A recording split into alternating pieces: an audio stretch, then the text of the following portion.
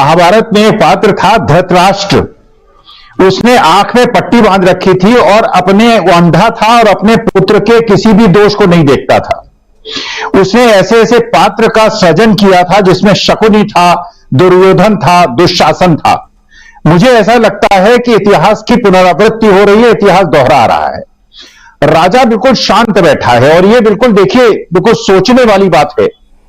जब देश में हंगर इंडेक्स में हम 107वें नंबर पे हैं, जब देश की 70% जनसंख्या जो है वो 5 किलो अनाज पे निर्भर है, जब देश में महंगाई बढ़ गई है जो भूतो न भविष्यति, जब बेरोजगारी इतनी ज्यादा है, जब अग्निवीर जैसे कांड हो रहे हैं, जब 13 महीने तक किसान आंदोलन करते हैं और उनकी बात नहीं सुनी जाती है, उसके बावजूद अगर कौरव पक्ष जीतता है तो इसके पीछे यह बात तो सच थी, ये कैसा हो कैसे रहा है।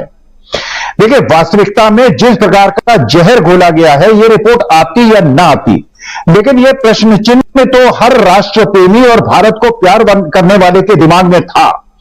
जब इतनी अर्थव्यवस्था की दुर्गति हो गई है, जब सामाजिक व्यवस्था की दुर्गति हो गई है, जब आपस में इतना द्वेष भर गया है और कोई भी वर्ग ऐसा नहीं है जो संतुष्ट हो, चाहे वो किसान हो, चाहे वो युवा हो, चाहे वो गृहिणी हो, सब पीड़ित हैं।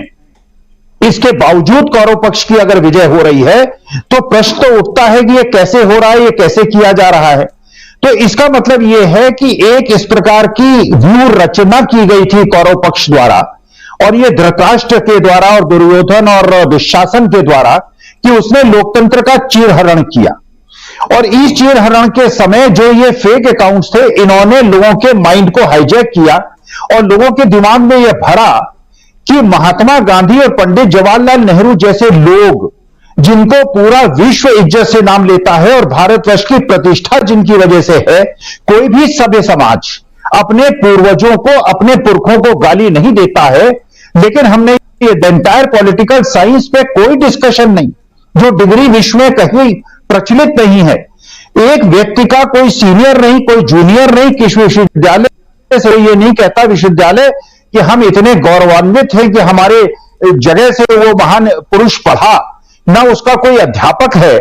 तो ये चीजों पे ध्यान बटाकर उसको ध्यान को ले जाना उन जगहों पर जिसका कोई महत्व नहीं है, तो इसका माने ये फेक अकाउंट्स और ये सारी जो प्रशांत जी ने बताया, ये जो व्यू रचना की गई थी, किस प्रकार से सत्य की तरफ से जनता का ध्यान हटाया जाए। हमारे देश का नारा था सत्यमेव जयते, और मुझे ऐसा लगता है कि 9 साल के अंदर जो हमारा नारा हो गया है वो है झूठ में जयते। सत्य की विजय नहीं होगी, ऐसा इन लोगों ने बना दिया है, क्योंकि इन्होंने लोगों को उन मुद्दों पे अटका दिया है, उन मुद्दों की तरफ ले गए हैं फेक अकाउंट्स के माध्यम से, फेसबुक के माध्यम से। और राजीव जी, हम रोज झेलते हैं, हम जैसे लोग झेलते हैं, जो भारत को प्यार करते हैं, जो भारत के लोकतंत्र और धर्मनिरपेक्षता से प्यार करते हैं, हमें भी लोग गाली देते हैं, हमें भी लोग धमकी देते हैं। ये समझ में नहीं आता है कि जब हम लोग देश की एकता और संपन्नता की बात करते हैं, ये हमें गाली कैसे दे देते हैं, इनके अंदर क्या। लेकिन अब समझ में आता है जो प्रशांत जी ने कहा, ये फेक अकाउंट्स हैं, ये झूठे लोग हैं।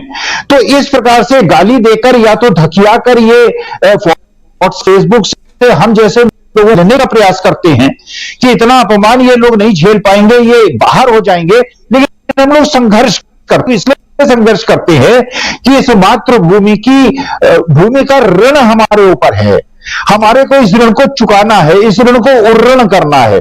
और ये लोग, जो दुष्ट लोग, जो सत्यमेव जयते की भावना को चैलेंज करते हैं, ये हमारा नैतिक कर्तव्य है कि हम इनका विरोध करें। इसलिए विरोध करते हैं, हम अपमान सहते हैं, हम गालियां सहते हैं, हम सारे लोगों को सहते हैं।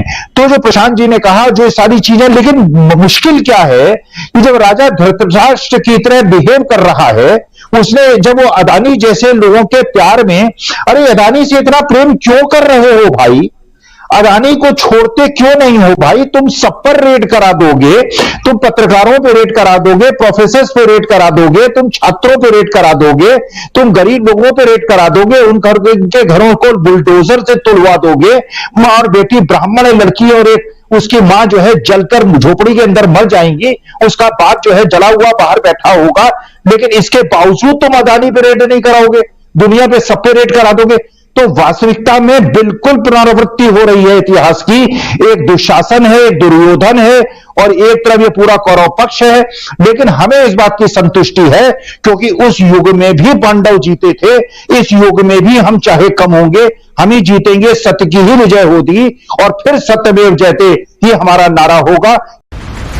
बिछ गई सियासी विसार,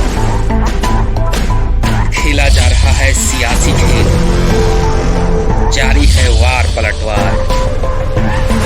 शह और मात के खेल में बनाई जा रही है रणनीति, कौन पड़ेगा किस पर भारी, ये कभी भी सिर्फ हस्तक्षेप.com पर अमलेंदु उपाध्याय के साथ।